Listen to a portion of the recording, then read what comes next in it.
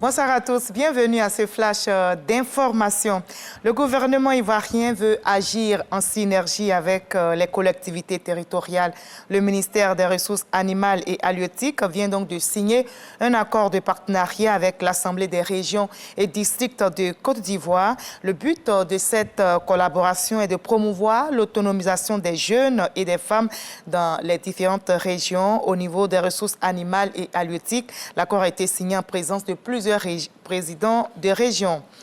En Côte d'Ivoire, la situation de l'enfance s'est beaucoup améliorée en 2023. C'est ce qui ressort de l'annuaire statistique du ministère de la Femme, de la Famille et de l'Enfant. C'est un document réalisé pour évaluer les conditions de la femme et de l'enfant dans notre pays pour plus d'efficacité et pour une meilleure fixation des indicateurs. Les décideurs publics et privés se sont appliqués dans la collecte de données pour des résultats optimisés. La cérémonie de présentation officielle des données statistiques s'est déroulée récemment dans la commune du Plateau et c'était en présence de plusieurs partenaires.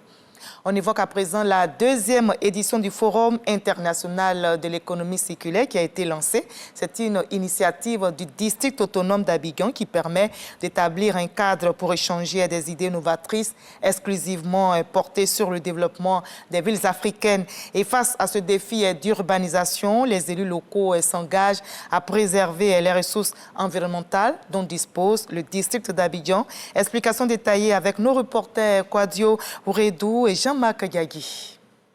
L'Afrique s'urbanise rapidement. Son taux d'urbanisation sera de 60% d'ici 2050, selon ONU Habitat. Si la tendance haussière se maintient, les villes africaines abriteront près du quart de la population urbaine mondiale, soit environ 1,2 milliard de personnes. Cette situation amène les élus locaux à une réflexion efficiente afin de lutter contre les désordres urbains dans les communes du district d'Abidjan. Nous sommes au lancement de la deuxième édition du Forum international de l'économie circulaire. Votre présence témoigne de l'intérêt que vous portez non seulement à la question touchant au bien-être des populations d'Abidjan, mais aussi et surtout pour l'attention particulière que vous accordez à notre action vigoureuse de lutte contre le désordre urbain dans le district d'Abidjan. Nous partageons avec vous le vœu que ces actions menées avec force et vigueur soient mieux comprises par nos concitoyens et l'ensemble des habitants du district d'Abidjan. Pour Jacques Assaoré-Conan, le ministre de l'Environnement, du Développement durable et de la Transition écologique, par ailleurs parrain de ce forum, salue l'initiative qui contribue à promouvoir un environnement sain et durable. Tout ce que nous faisons, nous posons comme acte qui dégrade l'environnement et menace l'avenir de l'humanité. Les ressources dont dispose la planète soient préservées.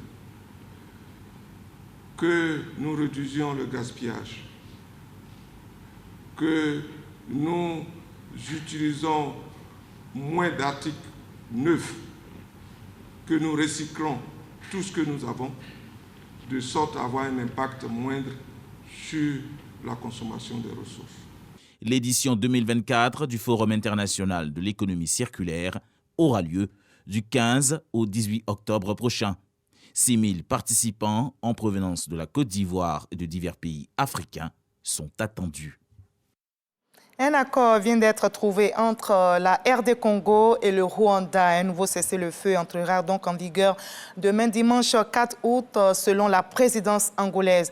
La décision a été prise à Luanda à l'issue de la réunion entre l'Angola, le Rwanda et la République démocratique du Congo. L'application de ce cessez-le-feu sera contrôlée par un mécanisme ad hoc qui existe déjà mais qui sera renforcé. Kinshasa continue de demander des sanctions économiques contre Kigali et demande le retrait des soldats rwandais de l'Est du pays. L'enjeu de cette trêve annoncée par l'Angolais est de parvenir à réunir autour d'une même table les deux chefs d'État. Et la Somalie qui est de nouveau en deuil. Au moins 32 personnes ont été tuées, plus de 60 ont été blessées la nuit dernière. D'après plusieurs témoins, il y a eu une détonation, un attentat suicide, puis des attaquants qui ont tiré des coups de feu en tentant de prendre d'assaut un hôtel. La police a annoncé avoir tué 3 assaillants après plusieurs heures d'affrontement. Le chef de l'État somalien dénonce une attaque terroriste qui démontre la brutalité des combattants islamistes. Il a convoqué aujourd'hui même une réunion d'urgence avec les principaux organes de sécurité du pays. Et nous sommes samedi récent. Et nous avons donc la page culture. Justement, ce soir, notre invité de la page culture nous proposera une méthode, c'est la thérapie. Est-ce que vous ressentez le besoin de renforcer votre capital confiance, de mieux gérer votre stress ou encore d'améliorer votre bien-être mental et émotionnel? Bien, vous n'avez qu'une seule méthode, c'est la thérapie. Et notre invité, M. Kouadio André Mathieu, art thérapeute et enseignant à l'INSAC, nous répondra dans tous les détails. Ne ratez donc pas cette grande édition de 20h. Et les nouvelles en provenance de Paris sont très bonnes pour notre pays. Marie-Josée Talou est qualifiée pour la finale de l'athlétisme au JO de Paris 2024. On va croiser les doigts pour que l'or soit pour notre pays. Allez, à tout à l'heure à 20h.